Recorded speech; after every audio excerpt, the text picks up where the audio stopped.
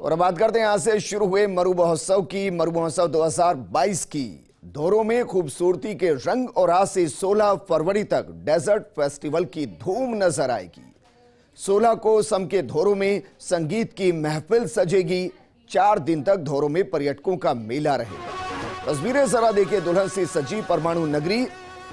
Mister desert और miss Mumal को नवाजा जाएगा खिताब से।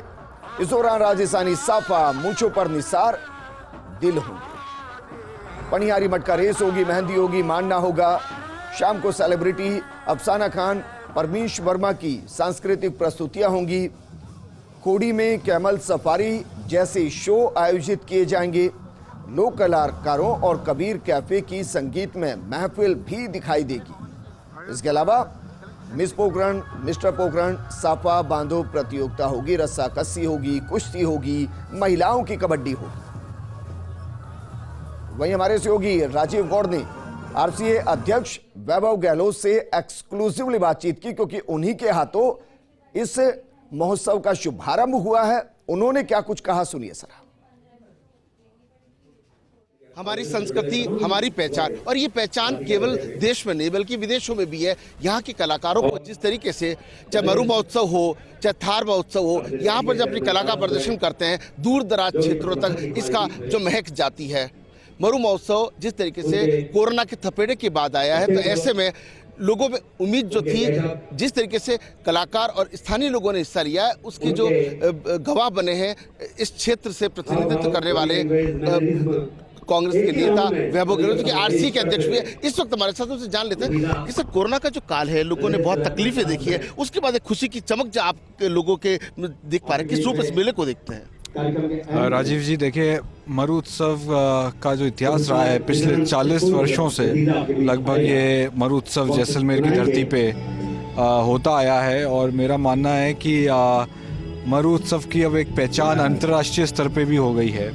और जब मरु उत्सव का आगाज़ जब किया तो उसी सोच के साथ किया था कि किस तरीके से पर्यटन को बढ़ावा मिले, किस तरह से यहाँ के लोकल जो बाशिंदे हैं उनको किस तरीके से रोज़गार मिले, किस तरीके से उनकी कलाओं को हम आगे निखार सकें। और हमेशा राज्य सरकार ने, टूरिज़्म डिपार्टमेंट ने हर वर्ष फरवरी के महीने में ये मरु उत्सव का आयोजन किया जाता है। और मुझे खुशी है कि आज माननीय मंत्री महोदय जी ने मुझे मरु उत्सव के इस उद्घाटन सत्र में मुझे आज यहाँ याद किया। आप सब लोगों के बीच में मुझे आने की खुशी है। और मैं मानता हूँ कि जिस तरह से कोरोना काल के बाद वापस अब गति वापस पकड़ रही है, चाहे व्यापार हो, चाहे दूसरी गतिविधियाँ हों, जिस तरीके से वापस आज आप देख रहे हैं किस तरीके से लोगों में जोश है इस मरु उत्सव के। जो पोखरण में इस बार माननीय मंत्री महोदय ने निर्णय लिया कि जैसलमेर जिले के अंदर जो पोखरण, जो परमाणु नगरी के तौर पे पहचान है जिस पोखरण की, वहाँ पे इस मरु उत्सव का आगाज़ किया जाए। और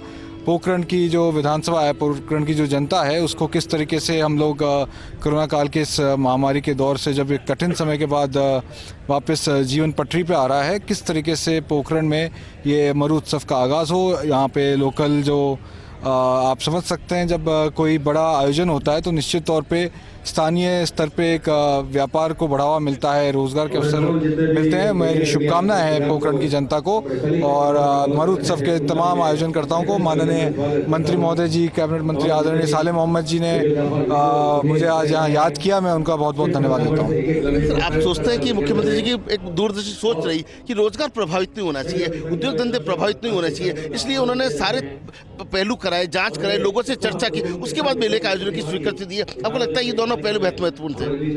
नहीं, जिस तरीके से धीरे धीरे वापस स्थितियां सामान्य हो रही हैं, प्रदेश सरकार, माननीय मुख्यमंत्री जी हमेशा संवेदनशील रहे हैं। किसी भी ऐसी महामारी का जब दौर था तो किस तरीके से जान माल की रक्षा की जाए प्रदेश की, और साथ ही रोजगार, क्योंकि रोजी रोटी पे भी बहुत बड़ा असर पड़ा है इस पिछले 2 सालों में, किस तरीके से आम आदमी, गरीब मजदूर को रोजगार के उसके जो साधन है वो उनको किस तरीके से वापस खड़ा किया जाए, ये प्रदेश की सरकार की, माननीय मुख्यमंत्री जी की इसी सोच के साथ वो आगे बढ़े। लेकिन सर, आप सोचते हैं कि किस तरीके से जो मुख्यमंत्री जी ने जब सारे अब धीरे-धीरे परमिशन दी है, उसके अभी आपने कलाकारों के चेहरे देखे, जिस कला को प्रेजेंटेशन देखा, आपको लगता कि ये राजस्थान की गौरव संस्कृति हम सबको गर्व होना चाहिए? निश्चित तौर पे आप खुद देखिए राजीव जी कि किस तरीके से अभी जो विभिन्न प्रतियोगिताएं हुई, चाहे मिस्टर पोखरण हो, अभी मिस पोखरण चल रही है, साफा बांधने की प्रतियोगिता है, तमाम कलाकार हैं, तमाम जिस तरीके से जो प्रतियोगिताओं में प्रतिभागी भाग ले रहे हैं, आप सोच सकते हैं किस तरीके से जोश के साथ। और आप देखें तमाम जो जनता पोखरण की यहाँ बैठी हुई है, आप पंडाल में देखें और उस तरफ भी देखें, आपके कैमरे के माध्यम से दिखाएं जनता को किस तरीके से स्थितियां सामान्य होते हुए, और आज जिस जोश के साथ जनता यहाँ आई है, मेरा मानना है कि आने वाले समय में हम पूरी तरीके से कोरोना को हरा के प्रदेश और देश विकास करेगा।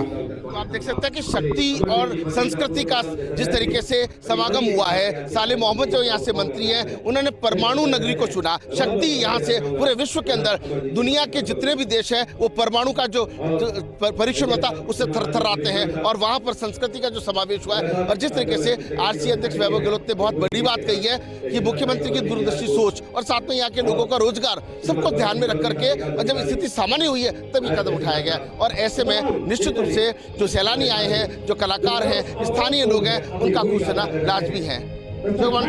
Rajiv Gaur, first India news, Pokhran, Jaisalmer.